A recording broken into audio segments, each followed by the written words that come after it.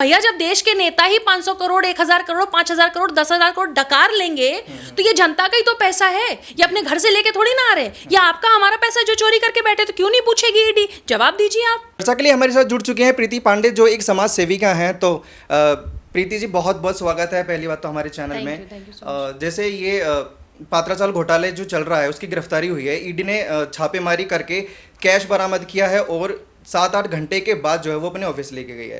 कैसे समझेंगे हम इस मामले को? देखिए, सबसे बड़ी बात, मैंने कल भी एक चैनल डिबेट पे मैं थी जब जिस समय ईडी का छापा सुबह सुबह पड़ा, जिस तरीके से लोग आज ईडी के ऊपर क्वेश्चंस कर रहे हैं, जिस तरह के नेशनल जो एजेंसीज उनके बारे में बात कर रहे हैं, ये इतने बेशर्म नेता हैं कि सर आप जो पात्रा चौल की बात करें, चौल क्या है? चौल वो जगह होती है जहाँ पे एक कम आय का इंसान जो अपने घर में, जैसे कमाई कम होती है, जैसे घर में पैसे कम होते हैं, जो गरीब है, जो परेशान है, जो अपनी आर्थिक स्थिति से रोज जूझ रहा है, ये वो नेता हैं जो उनके यहाँ भी घोटाला करने से बाज नहीं आते। संजय राउत जैसे लोग, जो गरीबों के लोग बार बार कहते हैं सेंट्रल गवर्नमेंट क्या काम कर रही है, स्टेट गवर्नमेंट क्या काम कर रही है। देखिए, गवर्नमेंट किसी की भी हो, कांग्रेस की हो, सपा की हो, बसपा की हो, शिवसेना की हो, किसी की भी हो, सरकार का काम है कि जो जनता है, जो गरीब जनता है, जो आर्थिक स्थिति से जूझ रहे हैं, उनको रोटी कपड़ा मकान देने का।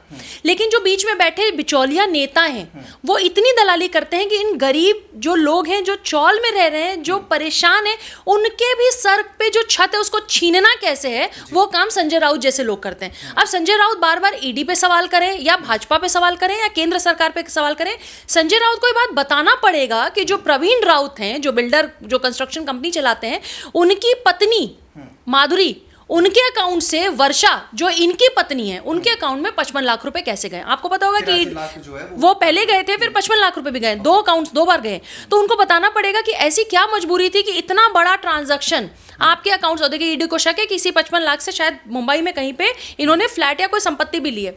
आपका अगर इस केस से कोई लेना देना नहीं है तो ये 55 लाख का ट्रांजैक्शन कैसे है जो दिख रहा है, ये तो आपको बताना पड़ेगा ना। उस ट्रांजैक्शन के बारे में आपको बोलना पड़ेगा। दूसरा, मुझे बताइए कि जब बार बार आप आज केंद्र सरकार की एजेंसी को बोलते हैं, किसी को भी बोलते हैं, यही कांग्रेस के लोग और यही सारे लोग जब बंगाल में अभी जब कैश मिल रहे हैं, करोड़ों रुपए मिल रहे हैं, तो वहां कांग्रेस के बहुत सारे लोगों को मैंने देखा प्लैक कार्ड लेके खड़े और लिख रहे हैं थैंक यू ईडी। मतलब बंगाल में छापा पड़े टीएमसी वालों के यहाँ तो थैंक यू ईडी, महाराष्ट्र में छापा पड़े तो ईडी खराब है, ईडी इशारे पे नाच रही है, ईडी जी प्रधानमंत्री जी के इशारे पे नाच रही है। अगर आपने कोई चोरी नहीं की है, अगर आपने किसी गरीब का पैसा नहीं मारा, आपने अगर किसी के सर की छत नहीं छीनी, तो आपको टेंशन होनी ही नहीं चाहिए। लेकिन प्रॉब्लम क्या है कि जो लोग सुशांत सिंह राजपूत को ये बताते कि बायोपोलर है, उसके पिता ने दूसरी शादी की, उनकी बहनों के बारे में बात करते करते आप अपने गिरेबान में तो झांक लेते कि आपका चरित्र कितना काला है कि आप गरीबों के पैसे मार रहे हैं, गरीबों के फ्लैट मार रहे हैं। आप सिर्फ ईडी के बारे में बोलते रहिए, आप छीटाकशी करते रहिए, लेकिन जो सच्चाई है कि 55 लाख रुपए का ट्रांजैक्शन हुआ है, वो आपको बताना पड़ेगा कि कैसे हुआ है।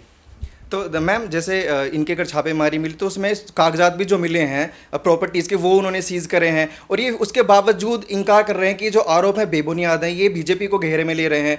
तो उन्होंने एक वक्त मांगा था 7 अगस्त तक का, तो आपको नहीं लगता कि वो वक्त देना चाहिए था? देखिए, क्यों देना चाहिए था? मुझे आप ये बताइए कि 9 करोड़ की संपत्ति ऑलरेडी ईडी जब्त कर चुकी है संजय राउत की, 2 करोड़ की संपत्ति उनकी पत्नी की। कुछ तो आपके और मेरे घर में तो घोटाला नहीं हो रहा, आपके और मेरे घर में तो जांच नहीं हो रही, जांच होगी भी तो लगेगा कि कुछ है ही नहीं घर में। लेकिन अगर नेताओं के घर में जा रहे हैं, जांच हो रही है, चाहे वो बंगाल का मामला हो, चाहे वो दिल्ली का मामला हो, कहीं का भी मामला हो, आज आप केंद्र सरकार को घेर सकते हैं। यही ईडी, यही एसआईटी, यही सीबीआई, यही सीआईडी, जब आज जो देश के प्रधानमंत्री हैं, जब वो गुजरात में थे मुख्यमंत्री के तौर पे, और होम मिनिस्टर साहब जो आज है, जब अमित शाह जी को और मोदी जी को बिठा के 18 घंटे गुजरात में एसआईटी पूछताछ करती थी, ईडी की जांच चलती थी, सीबीआई की जांच चलती थी, तब किसी को नहीं लगता था कि ये ईडी जो है वो सरकार के इशारों पे नाच रही है। आज क्योंकि आप सरकार में नहीं है, आप विपक्ष में हैं, तो आप ये बात कहते हैं कि सरकार के इशारों पे नाच रही है। तो जब प्रधानमंत्री जी को बुलाया जाता था, जो होम मिनिस्टर साहब हैं जो आज के, उनको जब बुलाया जाता था, वो किसके इशारों पे नाचते थे? 2012 या 13 में जो देश की सर्वोच्च अदालत है, सुप्रीम कोर्ट, जब उन्होंने कहा कि सीबीआई जो है वो तोता है, तो किसकी सरकार थी? भाई कोर्ट की इतनी बड़ी टिप्पणी को तो आप किनारे नहीं कर सकते। तो इसका मतलब जिसकी सरकार रहती है उसके इशारे पे नाचा जाता है। तो मैं यही मान लेती हूँ, मैं ये कह रही हूँ कि बीजेपी अगर ये कार्रवाई कर रही है और अगर ईडी के खुलासे में आता है कि आपकी कोई गलती नहीं है, आपका प्रवीण राउत से कोई लेना देना नहीं है, आपकी पत्नी का माधुरी से कोई लेना देना नहीं है, ये 55 लाख का ट्रांजैक्शन सब फेक है, आप सबूत दीजिए ना। आपको कौन जेल भेज रहा है? आपको तो पूरा मौका दिया जाएगा। यहाँ तो कसाब को भी मौका देते हैं, यहाँ तो अंडरवर्ल्ड के लोगों को भी मौका देते हैं। तो आप तो नेता हैं भाई, आप तो इतने बड़े नेता, आपको भी मौका मिलेगा। लेकिन सिर्फ आरोप प्रत्यारोप नहीं, आपको बताना पड़ेगा कि जो आपके ऊपर आरोप लगे वो सही है गलत है। मैम अभी ओवैसी जी की जो पार्टी है वो लगातार बीजेपी पर तंज कस रही है, और संजय राउत जी के जो छोटे भाई हैं सुनील राउत, उन्होंने भी एक बयान दिया था कि बीजेपी डर रही है, इस वजह से ईडी की कार्रवाई कर रही है। तो ईडी की जो एक जांच एजेंसी है जिसको ये बीजेपी से जोड़कर देख रहे हैं, तो कितनी सच्चाई? देखिए घोटाला तो हुआ है, मैं आपको बताऊं 1034 करोड़ का पूरा मामला है। 47 एकड़ की ये लैंड है। गोरेगांव में ये लैंड्स जो है वो जगह है जहाँ पे ये पात्रा चौल बन रहा था। 47 एकड़ में लगभग शायद 3000 के करीब फ्लैट बनाने की बात हुई थी, जिसमें 675 या 600 साढ़े 600 के इर्द गिर्द जो लोग वहां झुग्गी में रह रहे थे, फ्लैट बना के उन्हीं को देने थे। बाकी बचे हुए फ्लैट जो थे वो महाराष्ट्र अथॉरिटी जो है वो महाराष्ट्र हाउसिंग अथॉरिटी को और कुछ कंपनियों को देने थे। तो 9 बिल्डरों को 2011 में कुछ बिल्डरों को उसकी जमीन क्यों आवंटित की गई, जबकि वो पूरी जमीन जो थी वो महाराष्ट्र हाउसिंग डेवलपमेंट सोसाइटी की थी। वहां से वो जमीन में 600 साढ़े 600 लोगों को जो वहां रह रहे थे चौल में, उनको देने के बाद बचे हुए फ्लैट सरकार में जहां जहां जो आवंटित होने थे वो होने थे। तो बिल्डर कहां से आ गए इसमें? 2011 में वो बिल्डर कहां से आए जिन बिल्डरों को ये जमीन बेची गई? क्यों बेची गई? और उन बिल्डरों में एक प्रवीण रावत है। प्रवीण रावत, माफ कीजिए मैम, मैं काट रहा हूँ। ये बिल्डरों को जो बेची गई जमीन वो भी एक सवाल है, और बहुत सारे सवाल खड़े होते हैं। जैसे इन्होंने जो प्रॉपर्टी खरीदी है वो कैश में खरीदी है, और दूसरा जो सवाल है वो 83 लाख जो ट्रांसफर किए गए हैं वो एक सवाल बनता है। तो कितनी सच्चाई दिख रही है? देखिए सबसे बड़ा सवाल तो ये है कि जब सरकार की जमीन जिसपे बना के गरीबों का मकान देने के बाद सरकार एक पूरा हिस्सा अपने पास रखती, जहां आवंटित करना था वहां रखती, तो बिल्डर कैसे आए सीन में? और जो पैसे माधुरी जी के अकाउंट से वर्षा जी के अकाउंट में गए 55 लाख रुपए, वो कैसे आए? वो 43 लाख रुपए कैसे ट्रांसफर हुए? ये कैश ट्रांजैक्शन, अभी तो मैंने सुना कि शायद कोई कैश का लिफाफा भी संजय राउत जी के घर में मिला है 10 लाख या 11 लाख, जिसपे वो ये कह रहे हैं कि राम मंदिर अयोध्या के लिए रखा था। पता नहीं इसमें कितना सच है कितना झूठ।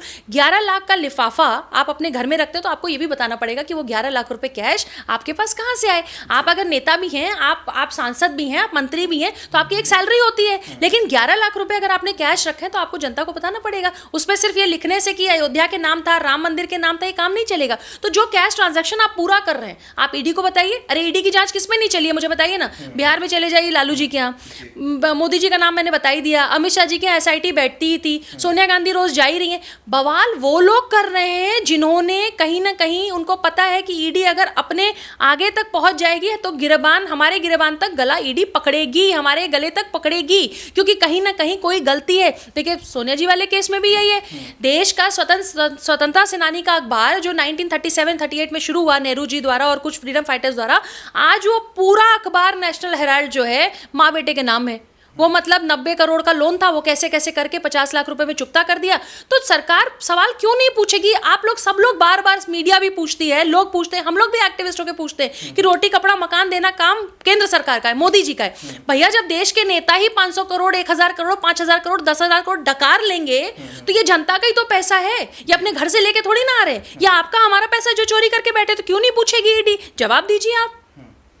मैम जैसे इनको गिरफ्तार करके जब ले जाया जा रहा था तो ये केसरिया जो गमछा है उसको लहरा रहे हैं, तो कुछ लोग इसको हिंदुत्व से जोड़कर भी देख रहे हैं आपके। हाँ बिल्कुल बिल्कुल। देखिए ऐसा है कि ये नए नए जो अभी 2.5 साल से इनको हिंदुत्व याद नहीं आया था, जिस पार्टी में ये थे और जो इनके पार्टी के मुखिया थे, जो वहाँ मुख्यमंत्री बन के बैठे थे, और जिन कारणों से शिवसेना की उस गद्दी से एक परिवार जो इतने सालों से राज करता आया है, आज वो उस परिवार को जनता ने उठा के फेंक दिया। ये हिंदुत्व का वो जो परचम लहरा रहे हैं 2.5 साल से, इनको याद नहीं आया। जब पालघर में साधुओं की हत्या होती है तब इनको याद नहीं आता। सुशांत सिंह राजपूत के केस को लिपापोती करते तब इनको याद नहीं आता। इनका गृह मंत्री चोर एक नंबर का वो अनिल देशमुख जब करोड़ों रुपए का घोटाला करता है, 100 करोड़ रुपए की उगाही करता है, तब नहीं आता। वो सचिन वाजे जैसा आदमी जिसको कितने साल पहले सस्पेंड किया हुआ है, उसकी आप रातों रात बहाली कराते हैं, तब आपको याद नहीं आता। हनुमान चालीसा पड़ने पे मातोश्री के सामने अमरावती की सांसद जो महिला हैं उनको आप जेल भेज देते तो आपको गमछा लहराना याद नहीं आता? वो तो हनुमान चालीसा के लिए बात कर रही थी। मराठी जो केतकी, जो मराठी एक्ट्रेस है केतकी जी, उनको कुछ कहने पे एनसीपी के नेता के बारे में उन्होंने फेसबुक पे या कहीं सोशल मीडिया पे एक टिप्पणी की, आप उनको 1 महीने के लिए जेल भेज देते हैं। उनको बोलने की भी आज़ादी नहीं है। तब आपको हिंदुत्व नहीं आता था? हनुमान चालीसा जब पढ़ी जाती तो आपको धमकी देते हैं, आप जेल भेज देते हैं पति पत्नी दोनों को, जो सांसद और विधायक है, तब आपको हिंदुत्व याद नहीं आता? आपने लहराया इसलिए है कि जो बचा खुचा थोड़ा बहुत, अभी देश में देखिए राष्ट्रवाद का लहर है, देश में जो है वो जय श्री राम के नारे लगते हैं, देश में एक ऐसी सरकार है जो हिंदू मुस्लिम सिख ईसाई सबके लिए काम कर रही है, लेकिन जो फैक्ट है उसके लिए काम कर रही है। अयोध्या में राम मंदिर था तो था, उसमें कोई बात नहीं। औरंगजेब या मुगल हमारे कोई पूर्वज नहीं थे जिनके लिए हम लड़े। तो जो सरकार आज की डेट में है वो हिंदुत्व से बिल्कुल वो रखती है, एक स्टैंड लेती है, सिर्फ हिंदुत्व के लिए नहीं, सबके लिए, सबका साथ सबका विकास। इनको प्रॉब्लम ये है कि कहीं ना कहीं मोदी जी का जो बढ़ता हुआ एक ऑरा है और बढ़ता हुआ जो एक स्ट्रक्चर है उससे इनको प्रॉब्लम है, क्योंकि इनके खुद की सरकार वहां गिरी है, इनके पार्टी के खुद के 2 टुकड़े हो गए। आप आज हिंदुत्व का नारा मत लगाइए। महाराष्ट्र की जनता, मराठी मानुष ये जानता है कि आपका हिंदुत्व से कोई लेना देना नहीं था। अगर आप हिंदुत्व से कोई लेना देना होता तो आप महाराष्ट्र में एक ऐसी सरकार न चलाते और एक ऐसे पार्टी के साथ हाथ मिला के हैंडशेक करके न चलाते जिन्होंने राम मंदिर न बनने के लिए 22 वकील लगा दिए। और वही हिंदू हृदय सम्राट बाला साहेब जो थे उन्होंने राम मंदिर का एड़ी चोटी जोर लगा दिया। वो तो भाई सब लोग जानते हैं कि वो हिंदू हृदय सम्राट थे और किस तरीके से राम मंदिर से लेके कश्मीरी पंडितों के लिए सब जगह बाला साहेब ने काम किया।